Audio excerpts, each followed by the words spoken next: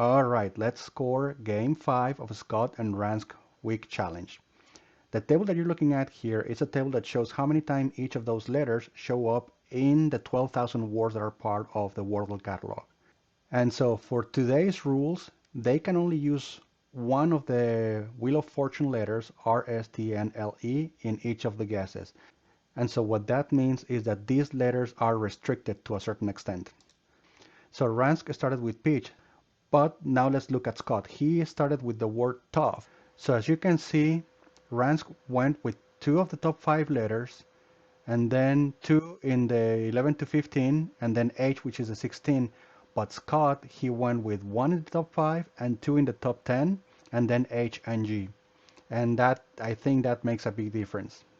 Now let's look at the scores. So Scott finds 2 yellows, and because of that, he ends after tough with 134 words left, whereas Ransk ends up with 1700. So right off the bat, Scott is 1600 words ahead.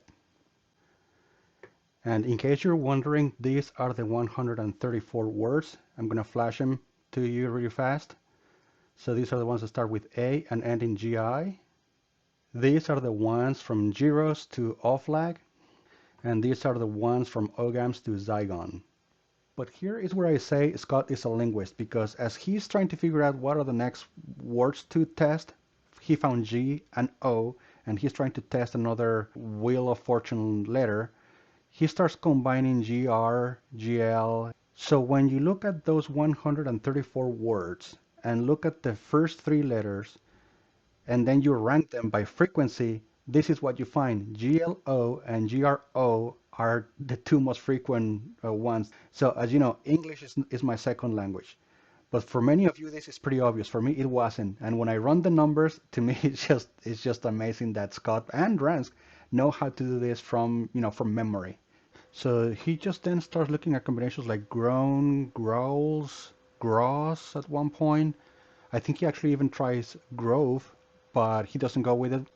So the word he goes with is group, and he gets 3 greens for GRO. He goes from 62 down to 14 words, and so here's the list of the remaining 14.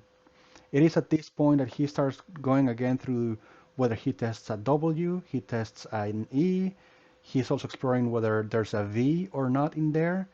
And I will not make this process any longer than it has to be. He goes with vocal for his third guess, and it is with V that he finds the answer, because as you can see, grove is the only word that had V in it of the 14 that were left.